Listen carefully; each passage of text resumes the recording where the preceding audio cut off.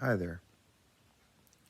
What is love? I mean, there used to be a song, I think, um, back in the 80s or the 90s, and it was called What is Love? And it was a dance song. Um, I remember, going to underage dance clubs back then. We used to go to dance clubs when I was in high school, and we used to have a great time.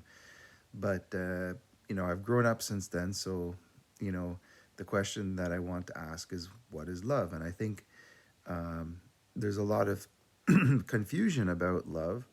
Um, Growing up, I was in many relationships and experienced being in love. And of course, when you're in love, it's hard to say that that's not love. But I think, when we think of love, I think, the first thing that I think of is God. And so, like, because the Bible says God is love. So I think there's a lot of confusion these days as to what exactly or how to actually define love. Um, I think as human beings we are given love because I believe that we're made in God's image, so we're given the capacity to love. But obviously, we're not perfect people. We come into this world and we have to be uh, redeemed in a sense. So I think it's important to understand what love is and to grow in love. Um, so love is a quality that doesn't do harm to other people. So when you think of love in that way, you can just imagine one day hopefully this world will live in peace.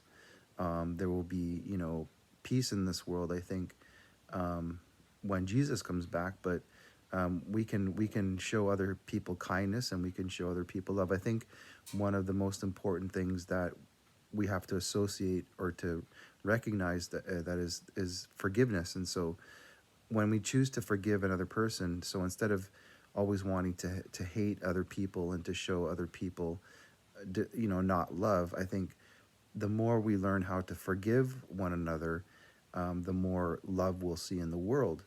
I think a lot of people right now are desperate to be loved. And I think when we when we're struggling or when we feel isolated and alone or oppressed, even, I think there's a lot of oppression in the world right now, especially in countries that are not doing too well economically. I know growing up, seeing other countries help other countries and stuff like that. So I think, um, when we meet, what I'm trying to say is when we meet other when we meet other people's needs, whether those needs are spiritual needs, religious needs, or material needs, that's one way of showing love. So I think we live in a world right now where we can just look for ways not to necessarily judge other people, or even judge religion for that effect too, because most religions teach love as a guiding principle.